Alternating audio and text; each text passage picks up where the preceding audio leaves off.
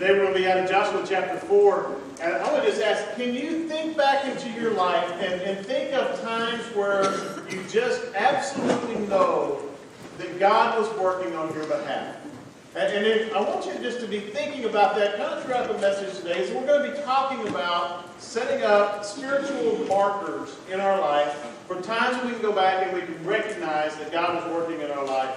You know, when I was in seminary, taking my Master of Divinity classes, it seemed like all of the professors got together and that they would figure out a way to ask basically the same question and make you write an essay on basically the exact same question, but they would word it just differently enough that you couldn't just turn in the same paper every class. You've ever had classes like that? And the question basically was, describe your call to ministry. And you know, after the first time it was in there, I thought, well, this is an introductory class, and so of course they're going to ask it in this one. But you know, then you go to the next class, and the next class, and you take a systematic theology, and in your systematic theology 1, the professor says, I want you to write this out. And in the systematic theology 2, he does the same thing, even in Greek. And you know, I'm scratching my head going, I'm taking New Testament Greek, and I'm having to write a paper on my call to ministry? Well, what's the point of this? So finally, I got the courage to ask one of the professors. I said, why do all of y'all make us basically write the same paper? But of course, you make it just different enough that I have to change a few things. So why do y'all always keep coming back and saying, write out your call to ministry? And he said, well, because when you get into ministry, you get into being a pastor of a church, there's great times being a pastor. So, but also, there's some times where it's tough. And there are some times that you're going to want to quit. There are some times that you're going to be saying, did God really call me? And he said, we all want you to have such a firm grasp of God's call in your life that when you get into those experiences, when it gets really tough, you'll be able to stop and look back and say, yes, God did call me. You know, my hope is for every one of us that you can look back at times in your life and you can say, you can point your finger and you can say, you know what? I know for sure that God is working in my life. I know for sure that right here, here's a time where I can look and say, God did that. You know, I'll give you one story. The first church that I served, we were doing backyard Bible clubs. We had this mission team that came up from down near Fort Worth. They had come up. They were working all week doing backyard Bible clubs. And we had one place that, man, it had just worked tremendously. And we had planned for the end of that week to do a block party. Now, this was in about the late to end of July. In Bellingham, in western Washington, after July 4th until like through September, it never rains. And I mean like never rains. But the day that we had planned for this block party, it was forecast to get what I call a Texas rain. You know, one of those rains where it is washing everything out. And so we were praying. We put together a team, man, and their job was to pray for the rain. And I found out later that they prayed very specifically. They prayed that it would not rain at this park that we were doing the backyard Bible club at. Literally, like one square city block, they prayed that it would not rain and that the rain would hold out until we had put everything back into the trailers. Well, we get there that day, we're starting to load up, and it's starting to drizzle, and then it starts a downpour at the church. I mean, it was a true Texas rain. Water is running across the streets. Cars are getting slid off of the road. And it was crazy. And we're sitting there going, okay, there's no way we're going to be able to do this. Well, we had some people that were already at the park. We called them up. They said, you won't believe this. I said, but at the park, we got sun. We were like, okay. So we went. We got there, drove through a torrential downpour to the park. We get to the park. We're looking around. I mean, we had, you know, stereo equipment that we were pulling out, electronics that we're thinking there's no way, this is crazy. We shouldn't take this out. It's going to get ruined. But we did. We set up everything. We had an incredible time. We had a lot of people that came. And we kept looking and like across the street from the park, it's pouring down rain. In the park, there's this little cone of sunshine. We're going, this makes no sense. We have a great time. End up leading a couple of kids to the Lord through that experience that day. We finish up. We put the last piece of equipment back in the trailer. We're standing there. Now this is where I got mad at the team. Because they prayed that it would not rain until we had everything in the trailer. I said, couldn't you have prayed that it wouldn't rain until we all got in the cars and left?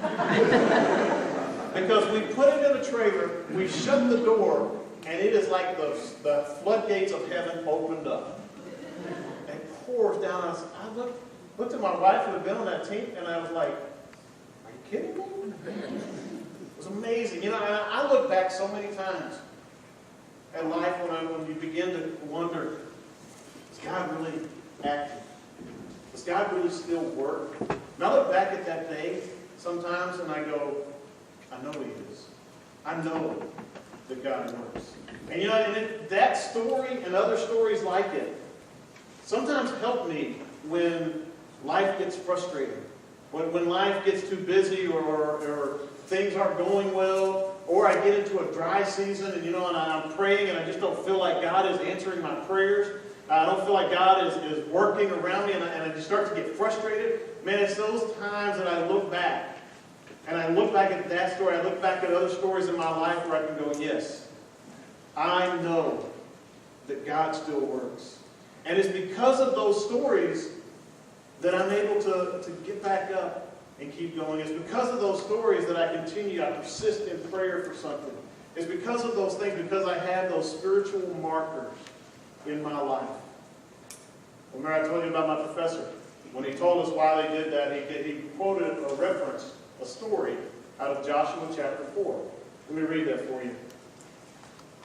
When the whole nation had finished crossing the Jordan, the Lord said to Joshua, choose 12 men from among the people, one from each tribe, and tell them to take up 12 stones from the middle of the Jordan, from right where the priests are standing, and carry them over with you, and put them down at the place where you stay tonight.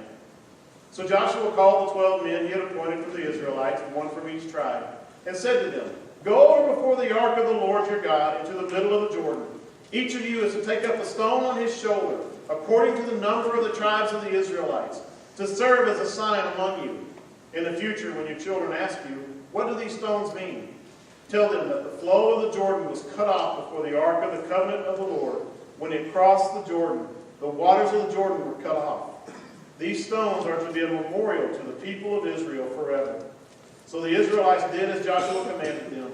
They took 12 stones from the middle of the Jordan, according to the number of the tribes of the Israelites, as the Lord had told Joshua, and they carried them over with them to their camp, where they put them down. Joshua set up the 12 stones that had been in the middle of the Jordan, at the spot where the priests who carried the Ark of the Covenant had stood, and they are there to this day. In this passage, we see the work of God, we see the work of the Israelites, the work of Joshua. We'll start with looking at the work that God does. As we consider the idea of hearing God speak through our experiencing God this week, we need to first look at the work of God in this story. Y'all know the story. The Jordan River is at flood stage. The Israelites are on the wrong side of the Jordan River. They are on the side where they have been wandering for 40 years, but God has said you are to go across the river. And so Joshua's job is to get Israel across the Jordan River. And it's at flood stage. Now, nobody wants to cross a river at flood stage. And let's just say they did not have a big bridge built. Israel is not walking across a bridge into Israel or into the promised land. It seems impossible. At the very least, it's not advisable to cross a river at flood stage. I mean, it may be okay for your strongest warriors to try to go across. But Israel is bringing everybody and everything. Everything the nation owns is coming across the river. Everything they have, their little ones, the babies, are crossing the Jordan River at flood stage. And so God says, cross the river. As part of that command, God had ordered Joshua to have 12 men pick up one stone each from the very middle of the river, to pick them up and to carry them across. You know, as Israel prepares to cross the Jordan, God hasn't told them how they're going to cross the river. He hasn't told them how you're going to get across. He's just told them, you're going to cross this river. It's so like God, isn't it? Here he gave a command, cross the river. But he waits to show exactly how they're going to cross the river. And he doesn't tell them how they're going to get across this river until they're ready to start. You know, the information, when it was needed, the information was there. But it wasn't until they needed it right then. A God gives us what we need to accomplish His will. He gives us the information, the resources that we need. Sometimes He doesn't give them to us beforehand.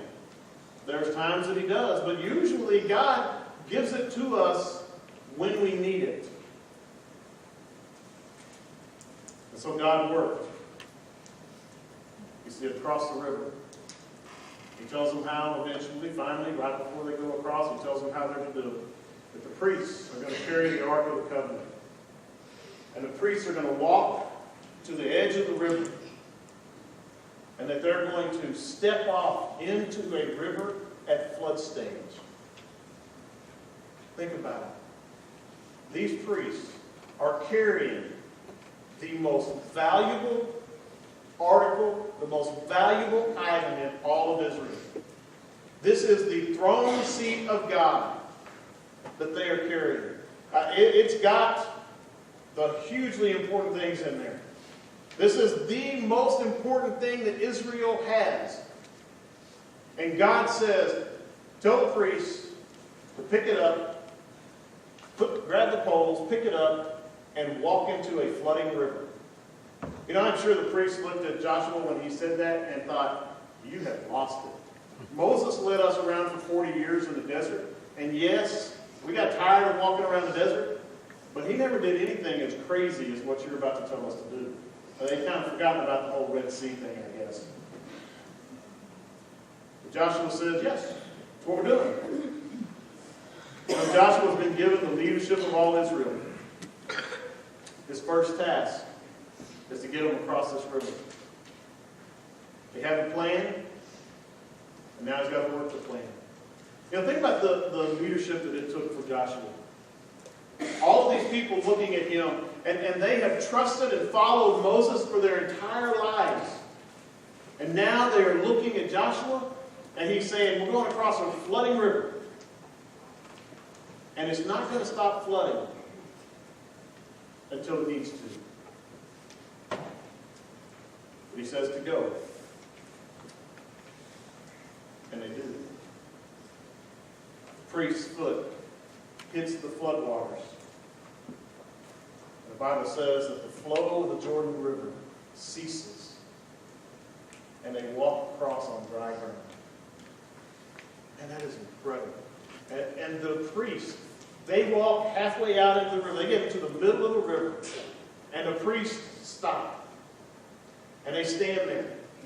And everybody is walking by. All of the people of Israel are going, and they're walking by. Can you imagine the thought? The priests are standing here in the Jordan River. Some of them, they're probably thinking, come on people, let's go. Let's go. There's a huge deluge of water that is backing up somewhere. Let's get across here before it breaks. But they keep going. And then it says they get all across, and Joshua gives this command. I've got 12 guys already appointed. You 12, go over there and pick up a stone and carry it with you the rest of the way. You know, it takes courage to plan a celebration in the middle of work that God has called you to. Joshua is planning for a monument to celebrate the fact that all of Israel has gotten across the river. It's trust. It's faith. That's being convinced that you have heard God speak, and a God is faithful and able to fulfill what He has called, what He's told you to do. Israel had a job to do. We know we get so focused on how God stopped up the river that we forget that it didn't stop until the priest's foot hit the side of the river. Think about the faith that it took those priests to step into that river, to know that God has said to go across. They took that step of faith. And because they took that step of faith, a miracle was unleashed. I'll tell you, God still works that way. He stands ready to open the storehouses of heaven, to release power and miracles that we can only imagine, so that we would see Him at work. God is ready to do that. But you and I have to take the first step. Yes, it's scary. It must have been terrifying for those priests to put their foot in that river. God calls us to trust. He calls us to faith. And you and I must demonstrate that same kind of faith that Israel had. That faith that says, God has called me to it. God will provide the resources that are necessary. I'm going to go. I may not know all of the steps, but I know the next one. And I'll take the next step. And then I'll take the next step. And the nation gets across the river, where we see the work of remembrance. 12 men, one from each tribe. And their job's not simply to walk through the river, but to stop right in the middle and to pick up a stone. Now the context here makes it clear that this is not a little small rock. It says that they're going to hoist them up on their shoulder. When you're carrying a rock, if it's a small rock, you just carry it in your hand, right? These guys are picking them up and they're putting them on their shoulders and they're carrying them out. These stones would be set up at their first camp, which means that there is some distance between where they are right now and where these stones are going to be set up. And so these men recognize that they're going to be carrying this stone for a ways. And I remember when I was in high school, a short backpacking trip with Kyle and the RAs. We were preparing the younger boys for a longer trip that was upcoming. This was actually out at their place. So on this camping trip, we parked at the road and we had the boys carry their stuff in. It was just overnight. So they weren't carrying a whole lot. They had pretty light backpacks. Everybody should have been able to make it easily. But as we're coming back out the next day, I noticed that one boy is just really struggling, and Greg was not you. One boy was really struggling. Wasn't going to make it, and began to think, oh man, how are we going to get this kid to the car? Well, I was older. I didn't have much in my backpack. So I said, okay, hey, here, let me carry your backpack. And I remember as I took the backpack thinking, this is way too heavy for a one-night camping trip. What? I thought, what in the world do you have in here? And so we were walking, I got my little backpack on my back, and I've got this one kind of cradled in my arms. And we walk, and again, it's not that far, but we walk, we get out to the car, and about 3/4 of the way to the car, I look at him and I say, what do you have in here, rocks? And he just kind of smiled. We got to the cars, and I set the backpack down. I just dropped it. I was tired. I just dropped it. And when it lands, I hear this thud. And I looked at him and I said, what do you have in your backpack? He puts his head down. Rocks. I said, you made me carry rocks out for you? I'm thinking these 12 men, when Joshua says, pick up a stone, they're probably thinking, wait a second. I got all my stuff. I got to carry a stone also? What good is a stone from the middle of the river going to do? Joshua had a plan given to him by God. He was going to set up a monument for remembrance. So I want you to understand, this is not for sacrifice. This is not an altar. Okay, this is not an altar. This is it's a memory stone. It's something that they would be able to look at for generations to come, that they'd be able to look back at and say, their children would say, Dad, what's that big pile of stones over there? What does that remind us? And the dads would be able to say, son, daughter, that tells us the story of when Israel crossed the Jordan River, and then we walked across the Jordan River at flood stage on dry ground. That pile of stones reminds us of what God has done in the past, and it tells us, because we know that He's been able to do those great things in the past, it tells us that today God can still do those great things. It was to remind Israel of God's amazing work on their behalf. I want to tell you, we need spiritual markers in our life. We need to remember. Now, I'm not saying to go home and pile up a bunch of stones, to have a physical reminder of what God has done. But we need markers in our life that we can look back, so that when we face challenges, when we face difficulties, when we get tired, when it gets to the point where you think maybe God isn't hearing your prayers anymore, that you can stop and you can look back and you can go, I know God is powerful. I know God works. And I know it because I can look back and I can see those times in my life where God did something. I can see where God worked on my behalf. I can see where God changed lives. We need those things to remind us. But here's my warning. Hold them lightly. Don't look back and think, well, just because God did it this way, He's going to always do it that same way. You know, when they crossed the Red Sea, the Bible tells us that there was water on both sides. That he just pushed it out and they walked through the middle. But when He stops the water at the Jordan, He stops it way upstream. It was different. God didn't work exactly the same way as He had when He split the Red Sea so they could walk across on dry ground. God doesn't work exactly the same every time. But He still works. And so we hold on to those ways that God has worked in our past. We remember them. Not so that we go back and say, well, God's got to do it exactly the same way. Because it's not a formula. You know, it's one of the things that has been hit through on us through experiencing God. It is not a formula. It is a relationship. You know, we have those 7 realities that we're looking at and experiencing God.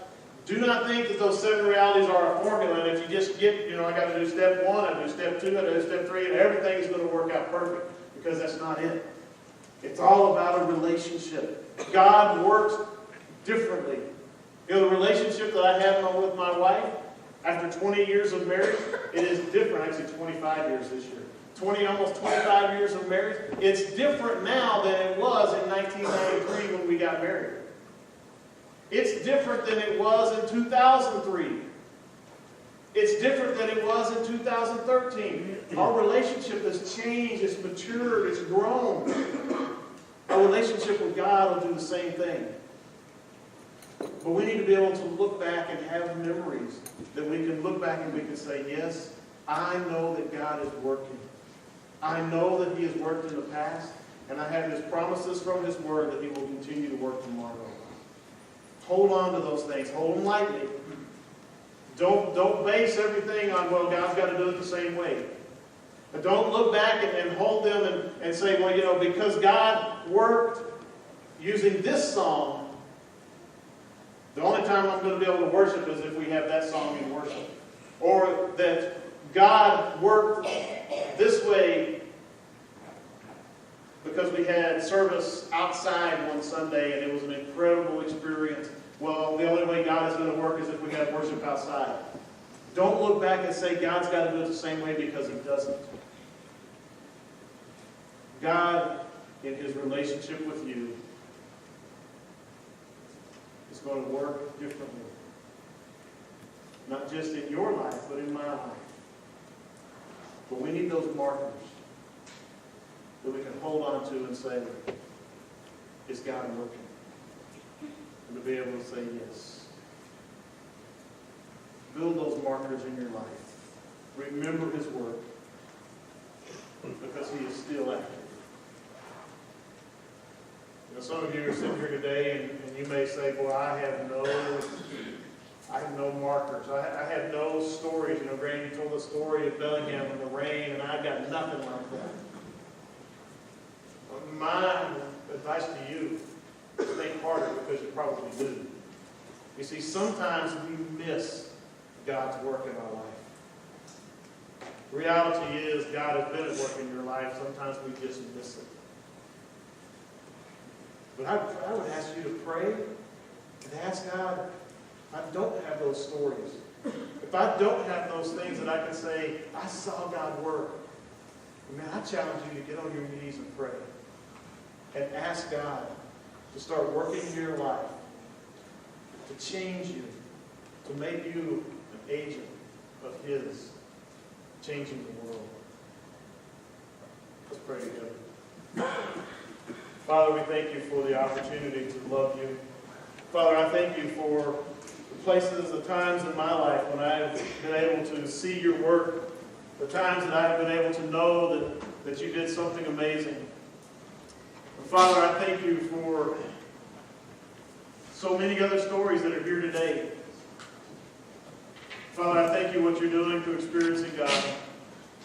Father, I pray that we would be setting up some markers in our lives to prepare us for what you're going to do tomorrow and next month and next year.